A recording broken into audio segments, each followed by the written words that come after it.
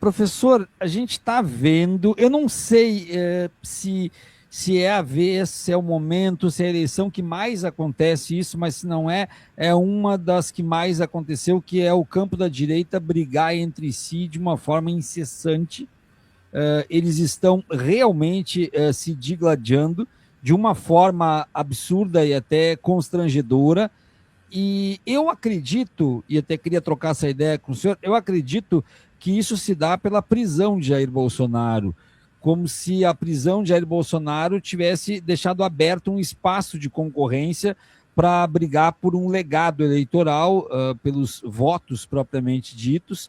E aí tem uma pequena fratura entre o próprio campo, liderado por Michele Bolsonaro, que puxa para o seu lado Nicolas Ferreira e outros deputados, e por outro lado os filhos do Bolsonaro tentando consolidar ainda tudo em torno do nome do sobrenome, e em especial do Jair, que está preso. Meio a tudo isso, a gente está vendo já os primeiros discursos de frustração e de sentimento de injustiça por não estarem sendo lembrados pelo Jair Bolsonaro. Aconteceu uma briga, uma pequena treta em Santa Catarina, envolvendo o nome do Espiridião Amin, por exemplo, né, porque enfiaram lá o Carlos Bolsonaro como candidato a senador, e isso deixou o Espiridião atrás nas pesquisas, porque Carol Detoni é um fenômeno, por incrível que pareça, né, professor, mas Carol Detoni é um fenômeno de votos, né, uma coisa impressionante. E a gente teve hoje, professor, um outro pastor, o Marco Feliciano, se mostrando insatisfeito porque ele gostaria de ser lançado candidato ao Senado, mas parece que foi esquecido pelos bolsonaros. Vamos ouvir aqui o pastor Marco Feliciano falando, e depois eu quero lhe ouvir sobre esse cenário aí de briga dentro da própria extrema-direita.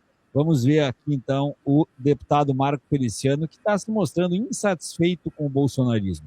Eu tive 400 mil votos, o Eduardo teve pouco mais de 70, se não me falha a memória. Ele não seria eleito, mas a sobra dos meus votos no mesmo partido, o Eduardo se tornou deputado. Então, a família tem um histórico comigo, e eu pensei que, de fato, nesse momento, eu seria lembrado, né? Porque gratidão é como é que se diz? Gratidão a memória do coração. É a memória do coração, né? Mas eu sou leal, né?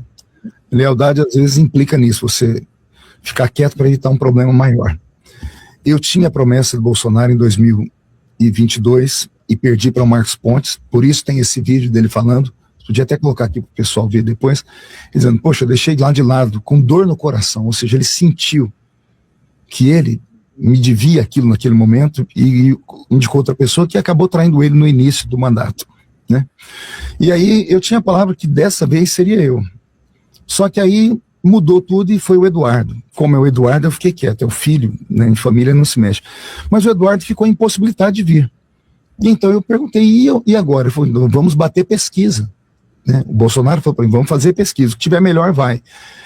E eu pedi para colocar o meu nome na pesquisa. A única vez que o partido colocou meu nome na pesquisa, porque eu entrei em duas. Numa, alguém citou meu nome de maneira avulsa, eu pontuei com 9 pontos, e na outra o partido colocou meu nome. Foi uma só. Nessa eu pontuei com quase 14 pontos. Para depois nas outras não me colocarem mais. Não colocaram?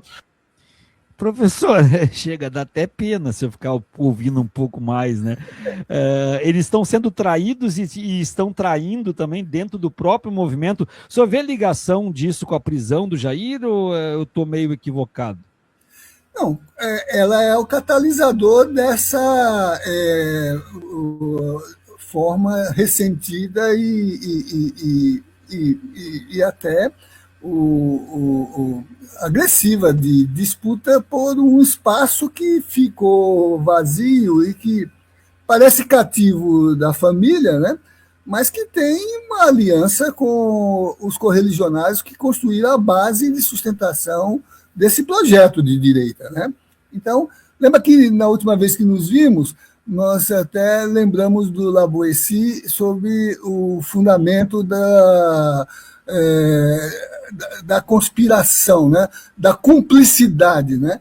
esse tipo de postura de política, que não é vocada pelo interesse público e social, mas pelo interesse particular, né, do se apropriar daquilo que é o orçamento público, né, gera uma cumplicidade. E aí é conspiração e disputa férrea pelo botim. Não é uma disputa pelo projeto, não é uma disputa pela plataforma ou aquilo que aí se chamou de lealdade, né? Mas é a disputa pelo botim. Quem é que vai ficar com o caixa forte? Quem é que vai se assenhorear dos fundamentos, né, da ação política para se apropriar, né, desses fundamentos, cargos, bases, verbas, né? Lembre-se que o sistema de eleição é todo financiado por um fundo enorme, por eles próprios, né, constituído, e que permite, né, satisfazer esse desejo de possuir, de se apropriar, né, de arrebatar o botim. Eu acho isso muito bom para nós, porque eu tenho visto na história que nem sempre os processos regulares alcançam esse tipo de comportamento desviante. Mas quando eles começam a disputar o botim, eles disparam uns contra os outros, ou verbalmente, como aí agora foi feito, né? Ou de forma mais direta, do ponto de vista assim, de cada um puxar o tapete do outro, né? E conspirar contra o outro, né? Como o Laboessi dizia, eles não se entreamam, eles se entretemem. Então, é isso que eles estão vivenciando do ponto de vista de ocupar esse espaço, porque aparentemente, né, há uma impossibilidade real, tanto de saúde quanto de sentença, né, do Bolsonaro poder fazer a disputa ele próprio, né? E aí tem os vários recortes desse campo, né?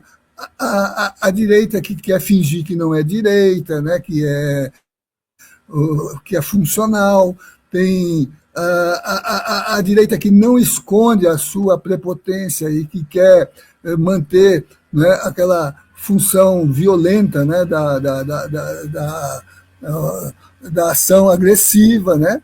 E tem essa direita que opera com o pânico moral, que tem uma capa de religiosidade, mas, né, que no fundo todos estão interessados em prosperar. Alguém escreveu aí, né?